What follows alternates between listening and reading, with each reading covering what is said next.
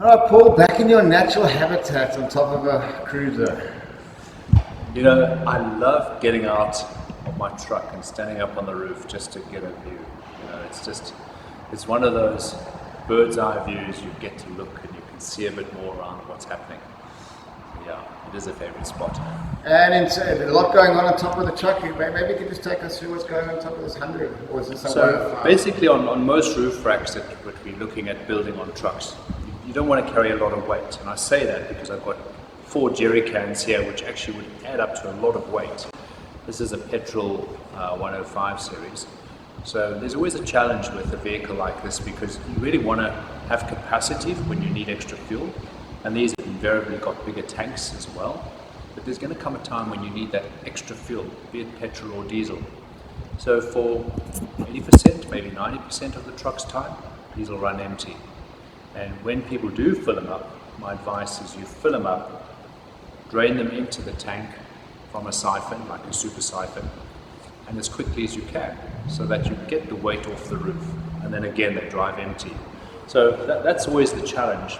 You're putting stuff on the roof that inherently is light, often bulky, and stuff you're not going to access too often. So MaxTrax are a good example.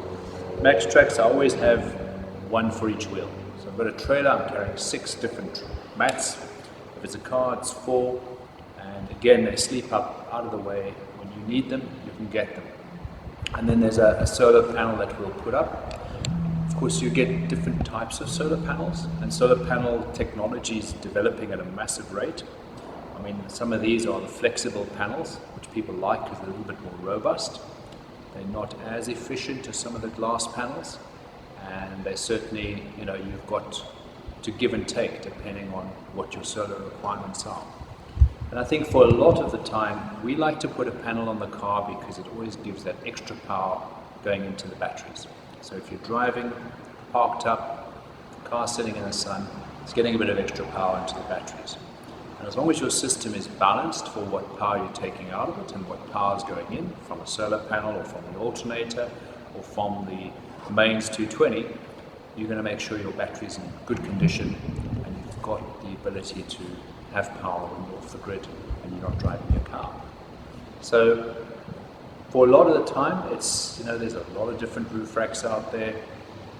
I'm always looking at racks which are lightweight, well, they can actually handle a lot of rough terrain.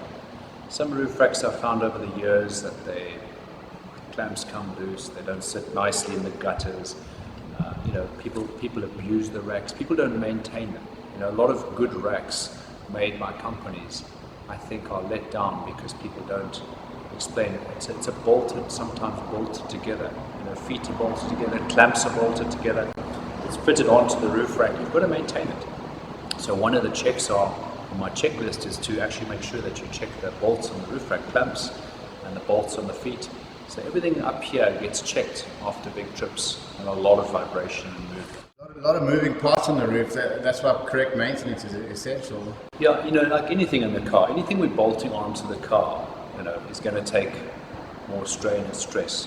For often, it's adding weight in the wrong place. It's how it's fixed to the vehicle, and how, you know, 2 different companies can fit the same product to a vehicle, and it depends on how it's fitted. And I think when people have got a good understanding of what's going to happen to that product, you know, these vehicles go through a lot of abuse on bad roads, and corrugations are probably the worst you're going to drive them on. Everything gets shaken around. Everything. You get shaken around, the car gets shaken around. So any kit that's fitted on, wheel carriers, bumpers, part of the checks you do, you know, depending on how long your trips are, is to go and do a nut and bolt check. To actually go through, go under the car and tighten as many nuts and bolts as possible. You know, check everything so that you get confidence firstly in that kit is all okay. It's a good time to actually, when you're tightening something, to get a feel for what's coming loose. Maybe I've got to put a thread lock on that bolt because it keeps coming loose. Maybe I just put a little white mark on the bolt so I can see that it's actually moving. And I do that with a lot of the bolts. So you just put a little white Tipex mark or a little marker pen, and now you've got a good idea. If that moves, you're going to see it. That's a very good idea. And in terms of this roof rack, looks very solidly made. Everything's kind of fastened in nicely. I'm a fan of these racks. This is made by EasyOn. It's a welded rack. Over the years, they've been one of the dominant roof rack manufacturers. We fit a lot of the front runner racks, but I particularly like these because they're very low profile, and I found the feet don't come loose. They're well bolted together. The bolts don't rust. Yeah, it's a very solid rack. And fuel, is that the best place to have your fuel? No, the best place is in the chassis. The best place, hands down, is in a tank in the chassis. But for Jerry's? Well, you know, when you're fitting jerry cans, you've got to look and say, what am I going to use on my rack now? Okay, and how do I want to put it? And you've got access. You hit the nail on the head. So, if I need to carry a spare wheel, I might put a spare wheel on the roof rack here. And another need is wood. You always want to pick up wood when you're traveling. So wood you can tie on. You can throw it on the back of the rack. You can actually put your wheel on. You can tie it, on top of the wheel. You just don't want wood in the car because you pick up wood on the ground. You never know what insects and bugs and spiders and stuff then they're in your car. So generally, I put wood on the roof rack. Some of the roof tents that we've got have got little racks on them. Some of them have, like this one behind me here. That's got a tray. Okay. You can see that's got a tray. Just like his bras, that guy. So, yeah, but this tray is actually two purposes. One is you can put some jerry cans in there.